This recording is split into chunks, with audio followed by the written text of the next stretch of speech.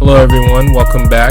This is the Echols Unlimited podcast. I'm your host, Terrence Echols, and I think this is my 6th episode of the podcast. So far, so good. Today, I'm just going to get in a few thoughts about my thoughts on how the draft went, who passed, who failed in terms of improving their teams, which NBA teams did that, and which players are going into great situations, in my opinion, and which players sort of missed out on that perfect opportunity, I believe. And then I want to give a few predictions for free agency. So we'll see how this episode goes, and let's get right into it. So first off, I love watching the draft every year. I enjoy watching these players fulfill their lifelong dreams. They work so hard to get there, and it shows like it's a culmination of all the dedication, the hard work, and of course you have to be a little lucky to make it to that level and to play at that level and to become drafted into the NBA. It was great to see this year's top 3 picks, Zion Williamson, Moran, and RJ Barrett. We all knew that they were going to get picked by their respective teams, Williamson going to the Pelicans, Morant going to the Memphis Grizzlies, and RJ Barrett going to the New York Knicks. It was nice to see all 3 of those guys because we had already known for months that, well, since the NBA draft lottery, that those were going to be the top 3 picks. It just depended on who got the top 3 picks and is how the order was going to go. But we all knew that Zion was going to be number 1, and then depending on who needed Barrett and who needed Morant was going to determine who went number 2 in the draft. And I think that they all knew where they were going to go for all that time, but the fact that they were able to get up on that stage and just show emotion, especially with their parents up there with them, I thought that was great, because you think about these guys, they're like, oh yeah, they've been highly regarded for the past few months as being the best of the best players in college that were going to make an instant impact in the NBA. Everyone's saying, oh, this is a 3-player draft. These are the only 3 guys who are going to show progress and develop into solid NBA players. And even though I don't really believe that, I just thought that the fact that they got up there, Zion getting up there with his mom, and he broke down into tears. He couldn't really finish his interview, while Morant couldn't finish his interview as well, just crying on his dad's shoulders, talking to Maria Taylor about how his dad had helped him get to that level. And it's just so great to see these young men fulfill their dreams. And RJ even got a little emotional when talking to his dad about how his dad had helped him get to where he wanted to be. So I'm just so glad for them. I'm so glad for all 60 guys and the 60 plus guys who were able to achieve their dreams and become NBA players over the weekend. So that's great. Like even the guys who were signed undrafted. So shout out to all those guys. So another thing that happened is another reason why I love watching these NBA drafts is to learn about the players. You get to hear their actual stories that you don't get to see during the college season. You don't really hear during the NBA draft process unless you follow these players very, very closely. And I was amazed at how many of these first-round draft picks, these young men who have reached the pinnacle of amateur basketball, and how so many of them had gone through adversity, gone through tragedy. They had gone through something that was so difficult in their life, and unfortunately, some of them had lost parents. And I say this because they showed stories about how many of them were representing their parents and how they had lived. They had their parents living within them. They had their parents on their mind that night. They acknowledged their fallen parent, their late mother, their late father, and I thought that was great. I really appreciate the fact that these guys were able to make it to this level and to play at this level, and having gone through something so sad. I thought that was great. I just wanted to give a shout out to a couple of guys who I was able to watch their stories while I was watching the draft, and Kevin Porter Jr., whose father was fatally shot when he was a young kid.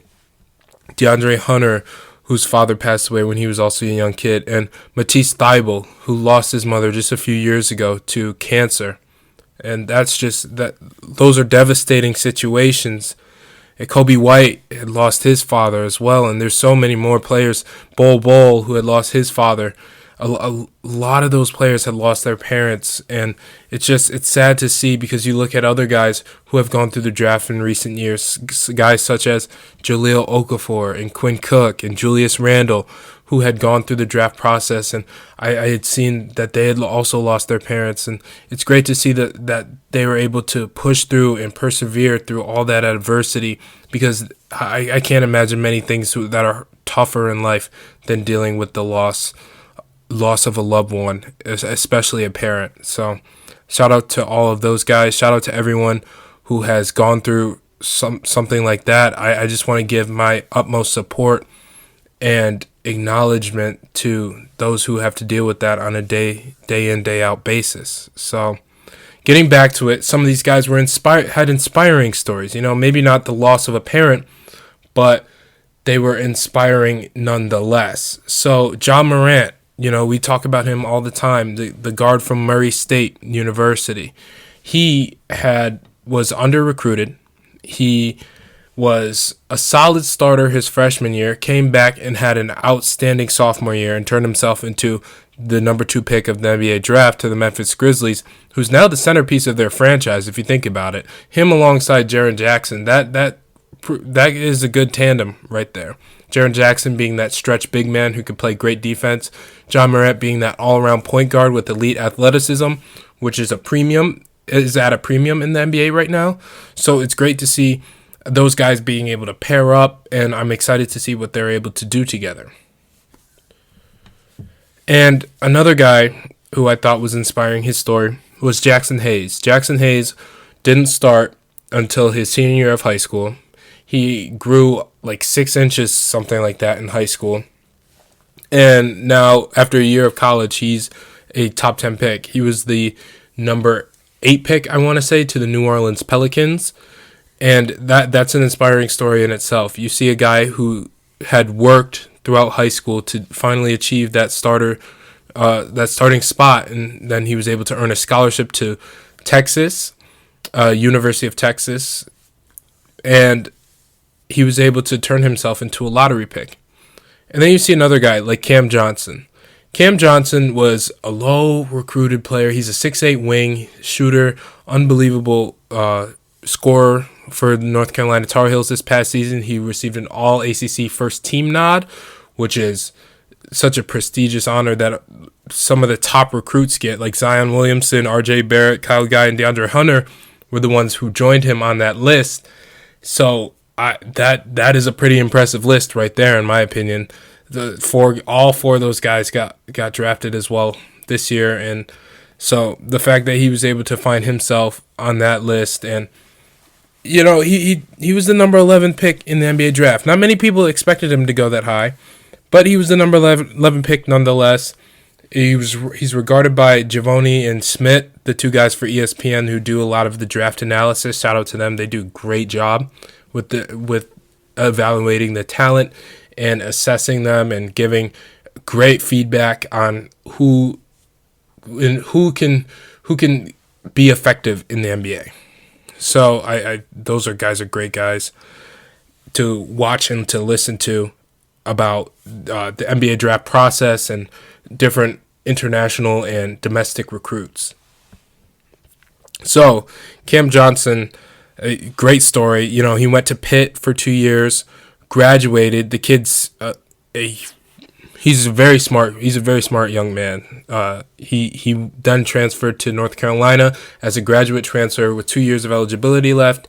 He balled out those 2 years, and now he's the number 11 pick of the NBA draft at 23 years old, which is amazing because most guys who are that old teams normally wait on those guys until the second round. So the fact that he was taken so early just shows that he can come in and he can be effective after having to transfer schools and to being under-recruited before finally getting that big Pitt offer before he went to college. So I just want to say to Cam Johnson, keep working. Keep doing your thing, man. I'm a fan. I wish nothing but the best in the NBA for you. So another thing that I found while watching the NBA draft was I thought the trades were kind of confusing. It's kind of hard to follow which players are going to which teams. It sucks that they have to give them the hat of the team that owned the rights to the pick before the draft started, because it makes it difficult to understand where a player is actually going to end up at the end of the night. You see him walk across the stage with one hat, and then by the time he gets off the stage, he knows he's not going to that team. And that's kind of tough, because you start to begin to think, he's going to fit in well with this team. You start to think about the team he's going to go to, and then they say, he got traded. This, that, the rights have been traded. It's just hard to follow. I feel like ESPN and the NBA could do a better job of making it more apparent as to which player is going to which team. I know that they probably have to go through some sort of process in terms of the legality part of it, where a team doesn't actually own a pick until after.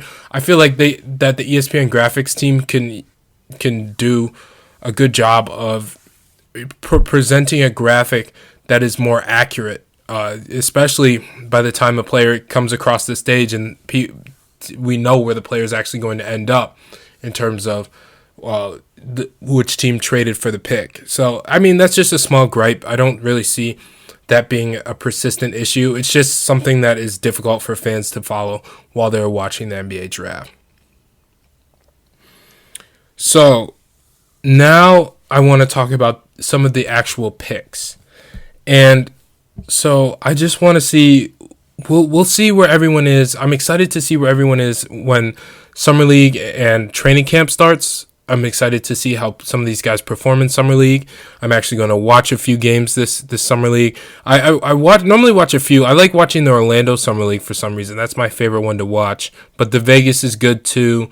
I know they do some games up at UNLV, and then they go and they play at some arena in downtown Las Vegas. But I'm excited to watch it. I expect to see a lot of great talent. This NBA Summer League is the most important part of the process for a lot of these young guys, because it's make or break. Some of them didn't get drafted and they're trying to get a guaranteed contract on a team. Some of them did get drafted, but they know they're just fighting for maybe one or two spots that are left on the team. So it's exciting to watch players who have a lot to lose, but so much to gain as well. Because a guy like Zion Williamson, we all know he's going to start for the Pelicans from day one. If he goes out there and God forbid he gets hurt, he that's a lot to lose for him. He doesn't have much to gain from playing in Summer League besides making a few fans excited and to just help get used to playing against NBA bodies and NBA style and NBA speed. So I feel like a lot of teams do this anyway. Play him a couple games, let him get fans excited, so that they go out buy tickets, but then shut them down for the rest of the Summer League. Let some other guys get a shot who are fighting for those one or two spots way at the end of the bench, where you probably won't see the light of day in terms of playing time, but you're going to see a nice paycheck compared to the NBA G League or overseas. So I'm excited to see who's able to fight for those spots and who's able to show improve. And the Summer League has had a lot of breakout stars the past couple of years, Josh Hart being one of them. He played the Summer League for the Los Angeles Lakers last year, and he led them all the way to the championship when he was the Summer League MVP. And then he comes out and has a great second year for the Lakers as like a backup wing off the bench. So he's a backup like guard wing off the bench. So I'm excited to see what he's able to do at the Pelicans now, because he was part of the Anthony Davis trade. But I'm really excited for DeAndre Hunter and Cam Reddish on the Hawks. That's just what the doctor ordered for that team. They needed wings who could both defend and score, and I think both of those guys are great at doing both. I think Cam is more of an offensive-minded guy who's capable of playing defense at a high level, and I definitely believe DeAndre Hunter is the best defender in the draft. Some people think it's Matisse Thybulle, but I think it's definitely DeAndre Hunter because he can guard 1 through 5. He can lock up your point guard while also being big enough and strong enough to handle a big post player. So I definitely like both of those picks. DeAndre being the more defensive-minded guy who can knock down shots. He doesn't need the ball in his hands. And Cam being the more offensive-minded player who doesn't always need the ball in his hands. A guy like Trae Young being able to set him up for easy shots is going to be great for Cam Reddish because he had a team at Duke where, Zion and RJ were just driving to the rim a lot. That was a majority of their offense was Zion and RJ doing their things because of they're just so supremely talented. Now that he's going to a more team-oriented system with Trae Young, John Collins, guys like that, I feel like they can really make some noise in the East and could be a potential sleeper for a low playoff seed. Making that 7th or 8th seed in the East. I can definitely see them doing that if these guys play to their potential this year. So Nassir Little going to the Portland Trailblazers was a steal. So a guy that athletic with that skill set and that motor at times that you saw out of Nassir Little was great. He was the only player, I believe, while watching that he could physically, to the best of his abilities, he could physically stack up to Zion Williamson and not exactly stop him, but at least serve as a speed bump to Zion because Zion was just so big and powerful in getting into the lane and doing whatever he wanted to do. I thought Nassir Little did a great job in the games that they played against Duke, and except the game that Zion was hurt, but the other game that they played in the ACC tournament, I thought Nassir did a great job guarding him. Zion's just too powerful sometimes, so Duke was able to come out in the win in that tournament, but I thought it was great. I really enjoyed Nassir Little. I wish he had a better year offensively because I know Roy Williams likes to develop his guys. Some guys, sometimes he has one-and-dones, but he's normally like a guy who develops his talent over years, and I like a coach like that. And I like the fact that, despite Nassir Little being almost a consensus top 5 pick coming into the season, he's like, you know what? I'm not going to start you. I'm going to start Cam at the wing, and I'm going to start Kenny Williams at the wing. And North Carolina had a great year. They fell short of their eventual goal, but I thought that they had a successful year for the talent they were able to throw out there on the court. I'm excited to what they're able to do next year with Cole Anthony coming in. But I thought Ty Jerome to Phoenix was a great choice, because Phoenix needs a point guard. And, as much as I love Ty Jerome, he's a great shooter. He's able to control an offense extremely well, great ball handler. He's instant offense. He can catch and shoot. He can shoot off the dribble. He's clutch player, very, very clutch player. Like, people don't understand how clutch Ty Jerome is. I remember last year, he had a big 3 against Duke to beat that Duke team with Grayson Allen and Marvin Bagley and Wendell Carter Jr. and guys like that. So the fact that he was able to hit shots like that, and then he hit shots in the Final Four this year for UVA, and he made some plays. He made some great passes in situations, and people look at his double dribble, but he got fouled on, in my opinion, against Auburn right before he was able to get Kyle Guy for the game-winning free throws, or pass the ball to Kyle Guy for the game-winning free throws. It just shows how dedicated and how good of a player a guy like Ty Jerome is, because people make fun of him for his physique, his body. I think he has a great body. I think he's more defined than you think. I think he's stronger than you think. I think he's quicker than people think. And which makes him a great defender as well, because people forget that Ty Jerome's not only a great shooter, a great playmaker, great ball handler, but the man can defend. He can pick up, 3/4 court, maybe not full court, but he can pick up 3/4 court and slide with you, because he's no slouch on the defensive end. He played under Tony Bennett, so he's obviously going to be a very smart defender. We just have to see how that translates to the NBA game. But I don't see any problems with it. I see a lot of Malcolm Brogdon in him, and I know that's just probably the UVA bias speaking within me. But no, they do have similar games. Malcolm's more off guard than Ty. Ty's more like true point. while Malcolm can play the point guard, he's just more of the catch and shoot type of guy, while Ty's like a setup guy who could shoot off the dribble and even catch and shoot as well. But I think both players are just amazing, and Malcolm's probably a better defender, Ty's better shooter. So I guess we'll see how Ty turns out. I think he's definitely a high-level backup in the NBA, and he could possibly even become a starter. I don't doubt the kid's work ethic. I feel like he can work hard enough to where he can earn a position like that and play with a guard like Kyle Guy, who's in the NBA, like a guard like JJ Redick or something, another guy who can shoot the ball, who's maybe not the biggest guard, because Ty Jerome is 6'5". He's a 6'5" point guard. That's pretty good size for the NBA, especially in today's NBA. You got guys like Dame Lillard, CJ McCollum, Steph Curry, guys who are considered to be undersized in today's NBA, like 6'3" and under, just athletes who can shoot. I can't see an NBA where a guy like Ty Jerome won't be able to coexist with guys like Steph Curry, Dame Lillard, Kyrie Irving, Kemba Walker, like the shorter point guards who can also play, make, and shoot. Because, the more playmakers, the more shooters you have on the court in today's NBA, I think is a more lethal combination than probably having like the big lanky guys who are just athletes. That's my own personal opinion, but I guess we'll see what happens. So another guy I like is Carson Edwards to the Celtics, because the Celtics need scoring out of their backcourt.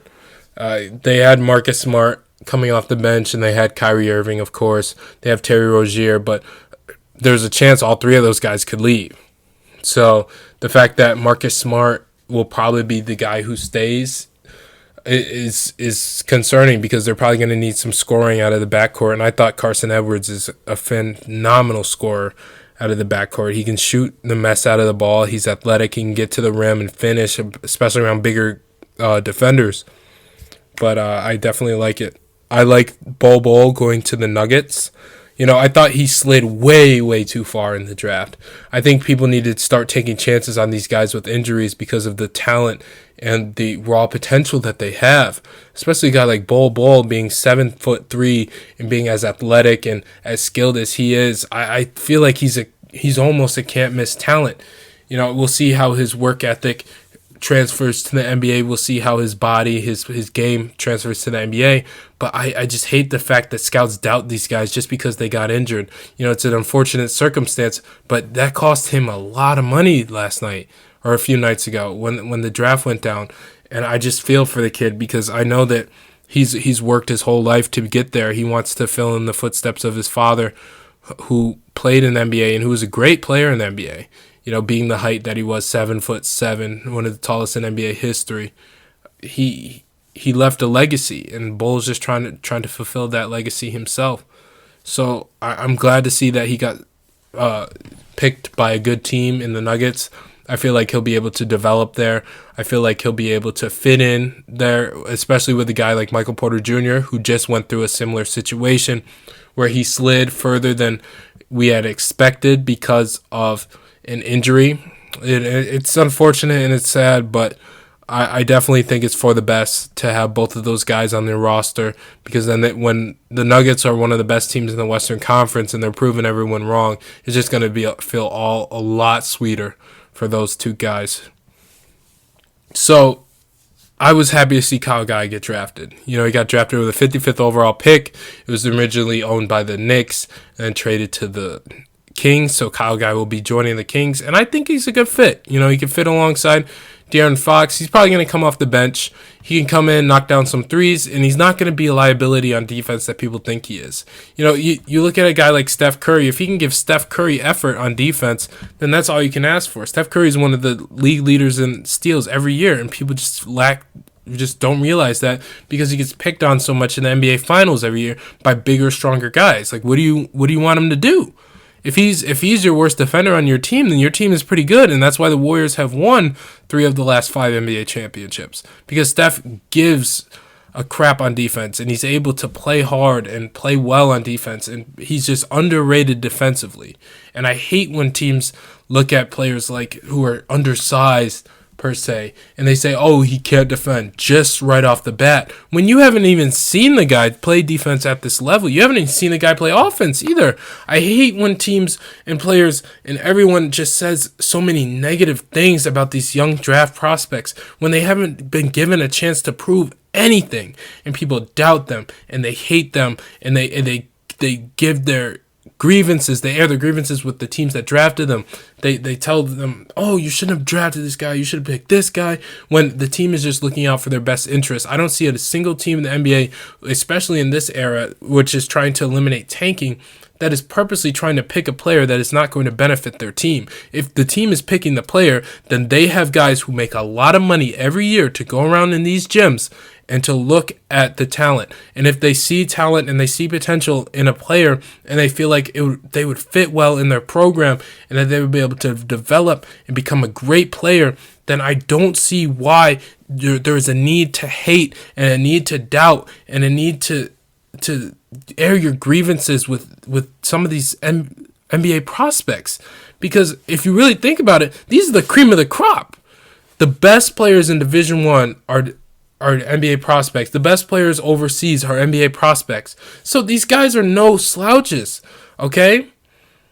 So whether a guy is going to be a top 10 pick or the 60th pick of the draft, he was once an all-star, like the cream of the crop of his town, the cream of the crop of his college, of his high school team, you know? His country. He's the best player in his country. Like a guy like Goga Batanza or Sekou Doumbouya. Like, people just love to just say bad things about guys who just aren't the Zions, and nothing against them, like the Zions and the Lonzo Balls, the guys with all the hype. Just because a guy doesn't have a lot of hype doesn't mean he can't ball. Donovan Mitchell didn't have hype. Isaiah Thomas didn't have hype. Manu Ginobili didn't have hype. You know, you look at these guys and the hype, don't feed into it. Just go out there and ball and see if they can play at that level. And I hate to see players. I hate to see when people just doubt them on Twitter or doubt them on Instagram and just talk bad about them, when really just empower these guys. You know, we want to see the best product on the NBA floor. And whether a guy was the 51st pick of the draft or the second pick of the draft, it doesn't matter. If he can hoop, let him play. So, I get very passionate about this. I just hate to see people say negative things about young prospects. It's tough for me to deal with. You can't tell. You can't tell yet whether a guy's going to be a bad fit or a good fit, or whether a guy's going to succeed or not succeed. So why not give him the benefit of the doubt for the time? So in getting into what I expected to see out of the draft, I expected the Thunder to pick more according to what they need. So they picked Darius Basel. Basley's a great player, long, athletic. I think he's left-handed. He took a year off, which is probably for the best for him. You know, he was able to rehab whatever he had injury-wise going on. And he was taking a year off is probably one of the best things you could do if you're a basketball player, because it gives you that opportunity to, you know, rest your knees. And we all know how important the knees are to a basketball player. And we all know how the daily grind and how that can get to a player. But, you know, he worked out. He was at New Balance interning, so he was able to learn a few things around the office, which is great. He was able to gain probably more experience than some of these other guys who left their schools after the season. So I think he'll be a good player. I just don't know how he fits next to Russell Westbrook and Paul George in today's NBA. But like I was saying earlier, you know, I'm going to give him the benefit of the doubt. I hope he can come in and be very effective for them. And if not, he can go in and be a very effective player somewhere else. And now I just wanted to get into some of these guys who were drafted in the second round, because the second round, this draft is very deep. Everyone's saying it's a 3-player draft. Like, you look at some of the names who were picked in the second round. Off the top of my head, I can think of Daniel Gafford, the center from Arkansas, just a physical monster. You know, he's gifted, offensively and defensively. You look at a guy like Bruno Fernando, who I thought was going to be a top 15 pick. I thought he was a top 3 center in this draft, but I guess not.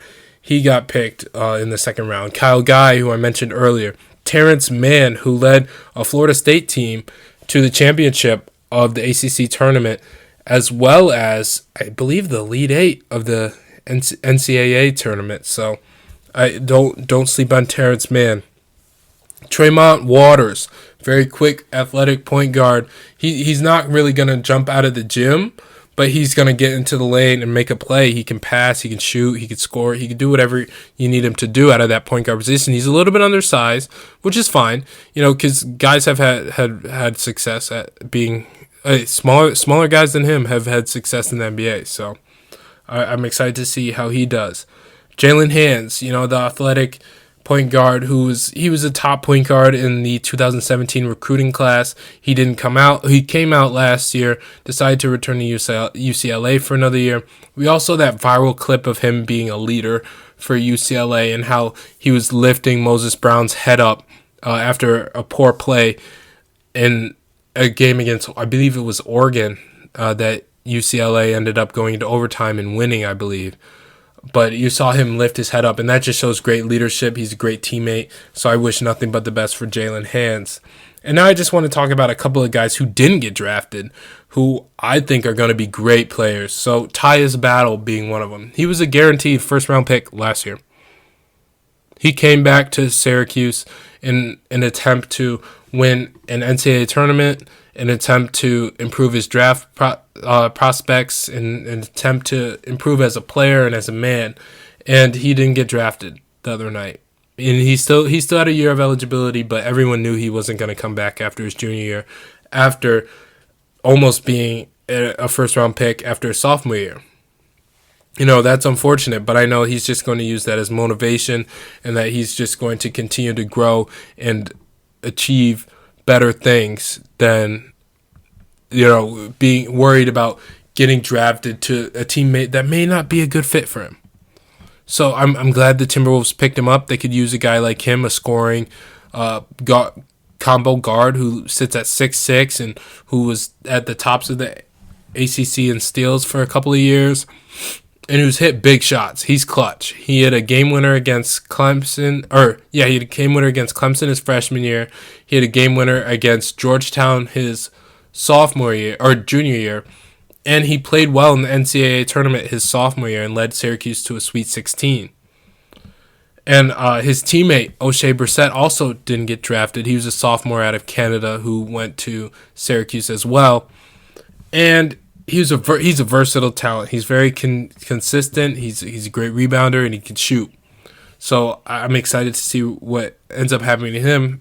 He just signed a deal to do summer league with the LA Clippers, so we'll see how that goes. I wish nothing but the best for O'Shea Brissett. Naz Reid, a center from LSU. He played with Tremont Waters, who I mentioned earlier. He's a great player. I really like Naz Reid's game. He's a big, powerful, long, athletic center who can step out and shoot, and he can bang with the big boys on the post. He reminds me a little bit of DeMarcus Cousins in the way offensively, he's just such a big, big talented presence who can score in the lane, who can pick and pop, pick and roll. He can do a multitude of things offensively. And defensively, he's no slouch. He can block a shot. He can get a defensive rebound. He can clear the lane out and make a play. So I don't doubt that he's going to have a good career. I wish nothing but the best for him. I know he's going to make a lot of money doing this thing because you can't pass up a talent like him who's as big and as athletic as him. And I believe he's doing summer league with the Timberwolves as well. Shamari Pons, he's an all-around guard. He went to St. John's. Was one of the best players in the Big East for the past couple of years. He went undrafted, which I was surprised by. I feel like he's going to have a great career. He's going to do summer league with the Rockets, I believe. Chris Wilkes, he's a solid wing, 6'8", out of UCLA. I think he's going to be fine. I think that the NBA needs a guy like him who can defend and score on the wing, especially at his size and length, at 6'8", with the long wingspan. Moses Brown, the big long center from UCLA that I mentioned earlier, who was being he had his head lifted by Jaelyn Hands. He went undrafted as well, and it's sad to see all these guys go undrafted, but I know that they're going to have great careers. Chris Wilkes, his teammate, is going to the Knicks, and Moses Brown is going to the Rockets alongside Shamari Pond. So that'll be interesting to see how those guys fare in Summer League. Kenny Wooten and Louis King from Oregon, they're an athletic forward duo. They're both about 6'9", great athletes, can score, defend, and they helped Oregon go on a great run. I mean, Oregon made it, to the Sweet 16 where they lost to Virginia, I believe, and Oregon just showed great improvement. They were able to win the Pac-12 tournament, and they were able to have a good run in the NCAA tournament. So I definitely believe that those two are going to have great careers. I wish nothing but the best for them. So Dedrick Lawson, he also didn't get drafted. He was Kansas's leader this year. I thought that you can't pass up on a guy like him. His leadership, his ability to score, his ability to defend.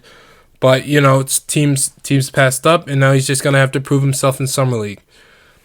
Jared Harper, the point guard from Auburn. He's quick as I don't know what, can knock down a three. He led Auburn all the way to the Final Four this year as probably their best player after Chuma Okeke went down. It's sad to see a guy like him not go drafted, but I know that a guy like him already has a chip on his shoulder, being undersized, being not the best athlete, but he's quick, but he's not like an explosive type of athlete where you can be like, oh yeah, he'll be fine. He's just gonna develop his jump shot and he'll be good. No, this guy already has a jump shot. He's already quick as I don't know what. He has good handle. He's a good leader. I don't see him not having success professionally. And Johntay Porter, the last one. It's devastating to see what's happened to him over the past couple of years because he was probably going to get drafted last year. He came out early. He was the youngest player in the draft. He said, why don't I go back to Mizzou? Let me improve my draft stock. Let me improve my body. And that's what he did. And right when he got back, he tore his ACL. So he's out for the entire season, comes back, starts doing workouts, tears his ACL again. It's tragic. It's sad to see a guy, especially a guy who is as talented as Johntay Porter, his freshman year, he was probably Mizzou's best big man because his brother was still hurt, Michael Porter Jr. So he was probably Mizzou's best big man. Lefty, can shoot it, rebound, defend. He's a talent right there, Johntay Porter. So don't be surprised if you don't hear Jontay's name about a year from now, and he's one of the best players from this draft class. Well, not from this draft class, but from this rookie class for next year, the year after, which is probably when he's going to return to the floor at a high level. So I'm excited to see what Jontay's able to do. All the best in his recovery, all the best in his career. And I know I said I was probably going to get into my free agency talk, but we're probably not going to have enough time for that. I just wanted to talk a little about Caleb and Cody Martin. They're two wing guard guys. They started their career at NC State, and then they transferred to Nevada, where Nevada had one of the best teams in the country this year. It was surprising to see Cody got drafted. And Cody's the more all-around player, while Caleb's just more of the scorer. But Cody got drafted in the early second round by the Hornets. I feel like Caleb should have got drafted. I don't know what happened with that. But, I wish all of them, I wish them the best. I don't see them not fitting into today's NBA being the talented and dynamic players that they are. So I don't really know. I don't really know why they both didn't get picked, but it'll be exciting to see what happens to them and where they end up. So I'm probably not going to be able to do the rest of the free agency in this podcast, because it's already going to be my longest podcast by far. But I just love talking about the NBA, love talking about the draft. So I'm going to get this done for you guys, and then I'm going to do a NBA free agency predictions episode. So I'll see you guys then, and have a great day. All right, see you.